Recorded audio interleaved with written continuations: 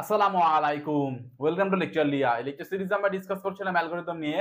অ্যালগরিদমের আজকের লেকচার ভিডিওতে আমরা দেখব recurrence relation, one of the most important topic in algorithm. এবং এই টপিক থেকে যদি এক্সামিনেশনে আপনাকে কোশ্চেন দেয়, হয়তো আপনাকে একটা পিস অফ কোড দিয়ে দিবে, সেখান থেকে হচ্ছে রিকারেন্স রিলেশন প্রিপেয়ার করে দেন সেটাকে সলভ করতে বলতে পারে এবং হচ্ছে টাইম কমপ্লেক্সিটি বের করতে বলতে পারে, অথবা ডিরেক্টলি আপনাকে একটা রিকারেন্স রিলেশন দিয়ে সেটাকে সলভ করতে বলতে পারে এবং হচ্ছে টাইম কমপ্লেক্সিটি বের করতে বলতে পারে।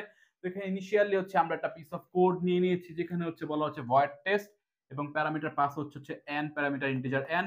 এবং এই ব্লকের ভিতরে কি কাজ হচ্ছে, যদি n এর ভ্যালু যদি 0 থেকে বড় হয় তাহলে হচ্ছে আমরা একটা স্টেটমেন্ট বা হচ্ছে n এর ভ্যালু হচ্ছে প্রিন্ট করছি। এবং দেখেন এখানে হচ্ছে টেস্ট n-1 কে হচ্ছে কল করা হচ্ছে, মানে হচ্ছে এখানে এই টেস্ট ফাংশন নিজে নিজেকে এখানে কল করছে, মানে হচ্ছে এখানে রিকারশন রয়েছে, তাই না? আশা করছি বুঝতে পারছেন। তো এখন এই যে আমাদের পিস অফ কোড, এটার ক্ষেত্রে আমাদের টাইম কমপ্লেক্সিটি কি হবে? তো void test int n এটার জন্য হতে পারে হচ্ছে t of n। নরমালি হচ্ছে আমরা টাইম কমপ্লেক্সিটি ফাংশনকে হচ্ছে f of n বলি, বাট এখানে রিকারেন্স রিলেশনের ক্ষেত্রে হচ্ছে আমরা বলবো হচ্ছে t of n। এবং হচ্ছে লুপের ভিতরে কি কাজ হবে, if n is greater than 0 এটার জন্য হচ্ছে 1 ইউনিট অফ টাইম লাগবে, বাট এটা নিয়ে আমরা তেমন একটা বদার না, তাই না? এখানে হচ্ছে আমাদের মেইন কাহিনী না, আমাদের মেইন কাহিনী হচ্ছে এই প্রিন্টএফ নিয়ে, তাই না? এখানে হচ্ছে প্রিন্ট এই কাজটাই হচ্ছে। তো এটা নেবে হচ্ছে 1 ইউনিট অফ টাইম, এটাকে আমরা ইগনোর করে গেলাম। এবং হচ্ছে টেস্ট n-1। তো দেখেন টেস্ট n এটা হচ্ছে আমাদের কি টাইম নিচ্ছে, t of n। তো টেস্ট n-1 কি টাইম নিবে, t of n-1, তাই না? তো এখানে এই t of n এই টোটালটা সমান সমান আমরা কি বলতে পারি, এই ব্লকের ভিতরে যা যা কাজ হয়েছে, অলদো এখানে কাইন্ড অফ হচ্ছে 1 ইউনিট অফ টাইম হচ্ছে, তাই না? যদি যোগ করে আমরা এখানে tn-1 প্লাস হচ্ছে 1 প্লাস 1 আমরা পাবো। তো 1 প্লাস 1 বা এগুলো হচ্ছে আমাদের কনস্ট্যান্ট ক্লাসে পড়ছে, তো এটা আমরা ডিরেক্টলি হচ্ছে জাস্ট 1ই বলতে পারি। তো এই জন্য ভেজাল লাগানোর দরকার নেই, এটা আমরা কাইন্ড অফ হচ্ছে ইগনোর করে যাচ্ছি বা ওমিট করে যাচ্ছি। আশা করছি বুঝতে পারছেন। তো এখান থেকে হচ্ছে আমরা t of n is equals to কি পেলাম, t of n-1 প্লাস 1। তো এখান থেকে যদি আমরা রিকারেন্স রিলেশন যদি আমরা প্রিপেয়ার করি, set t of n is equals to কি পাচ্ছি আমরা, t of n-1 প্লাস 1 কিসের জন্য, n is greater than 0 এর জন্য। তো n is equals to যদি 0 হয়ে যায় তাহলে কিন্তু আমাদের এই কোড আর কাজ করবে না। তো সেক্ষেত্রে আমাদের টাইম কি হবে, সেক্ষেত্রে আমাদের টাইম কিন্তু 0 হবে। বাট 0 তো আমরা লিখবো না, কারণ কি, কারণ হচ্ছে এটা কনস্ট্যান্ট ক্লাসে পড়ছে, এই জন্য হচ্ছে আমরা 0 না লিখে 1 লিখবো। আশা করছি বুঝতে পারছেন। তো এখন এই যে আমাদের রিকারেন্স রিলেশন বা এই কোডের যে টাইম কমপ্লেক্সিটি, সেটাকে সলভ করার হচ্ছে দুইটা মেথড রয়েছে। ফার্স্ট অফ অল হচ্ছে ট্রেসিং ট্রি আর হচ্ছে রিকারশন ট্রি বা ট্রি মেথড, সেকেন্ড হচ্ছে সাবস্টিটিউশন মেথড। তো এক্সামিনেশনে হয়তো আপনাকে মেনশন করে বলে দিতে পারে যে হচ্ছে আপনি ট্রি মেথড ইউজ করে বা হচ্ছে ট্রেসিং ট্রি দিয়ে অথবা রিকারশন ট্রি দিয়ে হচ্ছে আপনি সলভ করবেন, অথবা হচ্ছে সাবস্টিটিউশন মেথড দিয়ে হচ্ছে আপনি সলভ করবেন। তো আমরা দুই মেথডই দেখছি। সে হচ্ছে আমরা এখানে এই টেস্ট এই জায়গাতে হচ্ছে আমরা কোনো একটা ভ্যালু পাস করছি। জাস্ট ফর এক্সাম্পল ধরেন হচ্ছে আমরা টেস্ট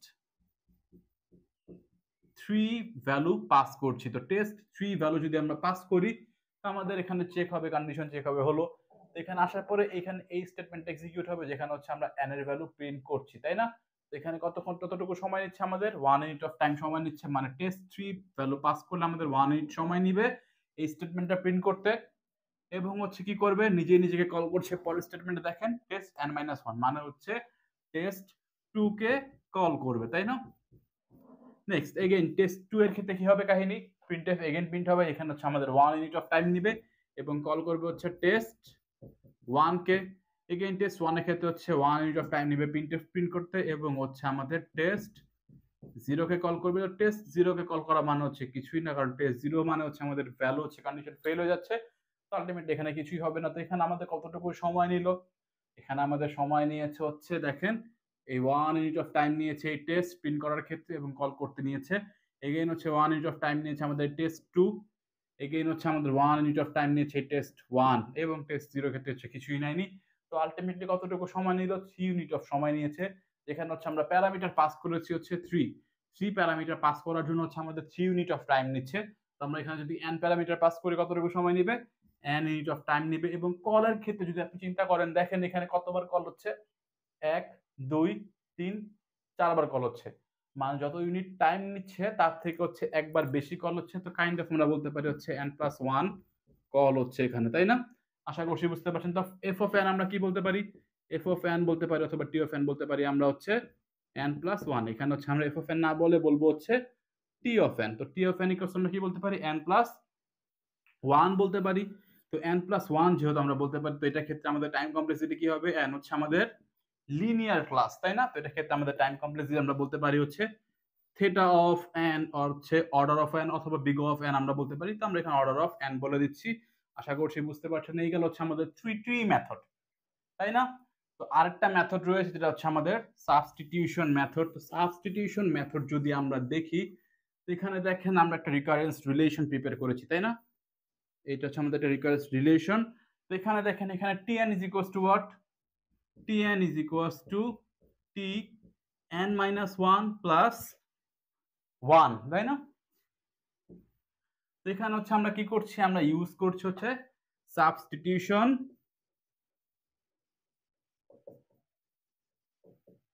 মেথড। মানে হচ্ছে আমরা সাবস্টিটিউট করব। তো কি সাবস্টিটিউট করব? এই দেখেন n-1 রয়েছে না, এই ভ্যালুটা হচ্ছে আমরা সাবস্টিটিউট করব। লাইক দেখেন t n সমান সমান আমরা জানি যে t n-1 plus 1।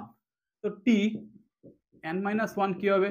তো এখানে যদি একটু লক্ষ্য দেন আপনি, এখানে n, এখানে হচ্ছে n-1। তো এখানে n-1 রয়েছে, মানে হচ্ছে সোজা বাংলা কথায় এখানে যা রয়েছে এখানে দেখেন তা থেকে হচ্ছে আমাদের -1 করা হচ্ছে। তো এখানে যা থাকবে তা থেকে যদি আমরা -1 করি, তো n-1 এগেইন যদি -1 করে আমরা কি পাবো? n-2 পাবো। তো এখানে আমরা পাবো হচ্ছে t n-2 এবং এই +1 অ্যাজ ইট ইজ। আশা করছি বুঝতে পারছেন। নেক্সট যদি আমরা t n-2 বের করতে চাই, সেটা কি হবে?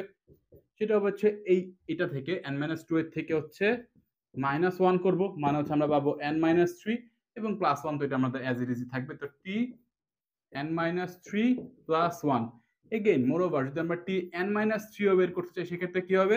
সেক্ষেত্রে হবে হচ্ছে t n-4 +1। আশা করছি বুঝতে পারছেন। তো এখানে এই যে t n+1 এই ভ্যালুটা হচ্ছে আমরা এই ভ্যালু দিয়ে সাবস্টিটিউট করে দেই।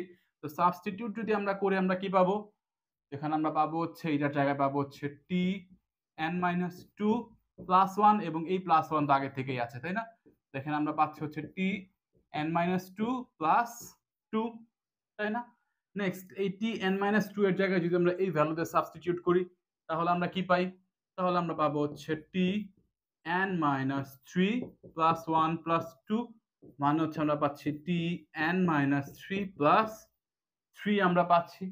তো এখন এই সাবস্টিটিউশন বা এই প্রসেসটা কতক্ষণ চলবে? Let's say k unit of time পর্যন্ত চলবে। তার মানে হচ্ছে tn is equals to tn-k।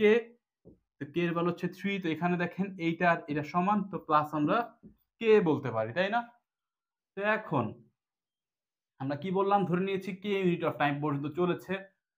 তো এখন দেখেন আমাদের রিকারেন্স রিলেশন অনুযায়ী যেটা আমরা প্রিপেয়ার করেছিলাম, tn বা t0 যদি হয় তাহলে হচ্ছে তার ভ্যালু হচ্ছে 1 এবং আমাদের এই tn টার্মটা তখন হচ্ছে আমরা 1 দ্বারা রিপ্লেস করতে পারি। তো এখানে হচ্ছে সাবস্টিটিউশনের মেথডের ক্ষেত্রে হচ্ছে আমরা এই পাশে যে আমাদের রিকারশন টার্মটা রয়েছে এটাকে হচ্ছে আমরা কাইন্ড অফ রিমুভ করব, যার জন্য আমরা ধরে নিচ্ছি, অ্যাজিউম করে নিচ্ছি এই n-k এটা সমান সমান হচ্ছে 0। তো এটা সমান সমান যদি 0 হয় তার মানে এখানে আমরা t0 পাবো। সেক্ষেত্রে হচ্ছে আমরা 1 দিয়ে সেটাকে রিপ্লেস করতে পারবো। এবং দেখেন n-k ইকুয়ালস টু, যেহেতু আমরা 0 ধরেছি সেহেতু আমরা বলতে পারি n is equals to k, তাই না? তো এখন এখান থেকে আমরা again pi tn is equals to t of 0 plus k এর জায়গায় আমরা লিখতে পারি হচ্ছে n, তাই না? তো t of 0 মানে কি? t of 0 মানে হচ্ছে আমাদের 1 এবং প্লাস n। তো এটাই তো আমরা পেয়েছিলাম হচ্ছে ট্রি মেথডের ক্ষেত্রে বা হচ্ছে রিকার্সিভ ট্রি এর ক্ষেত্রে বা হচ্ছে ট্রেসিং ট্রি এর ক্ষেত্রে। তো আমাদের এখানে এই যে আমাদের রিকারেন্স রিলেশন এটা হচ্ছে সলভ হয়ে গিয়েছে। তো এটার ক্ষেত্রে হচ্ছে আমাদের টাইম কমপ্লেক্সিটি কি হবে? এগেইন এটা হচ্ছে আমাদের লিনিয়ার ক্লাস। তো টাইম কমপ্লেক্সিটি হবে হচ্ছে অর্ডার অফ n বা হচ্ছে big of n or theta of n। আশা করছি বুঝতে পারছেন। তো এই গেল হচ্ছে আমাদের একটা এক্সাম্পল রিকারেন্স রিলেশন নিয়ে। আমরা আরো কয়েকটা এক্সাম্পল দেখবো। তো নেক্সট লেকচার ভিডিও দেখার আমন্ত্রণ জানিয়ে এখানে বিদায় নিচ্ছি। আসসালামু আলাইকুম।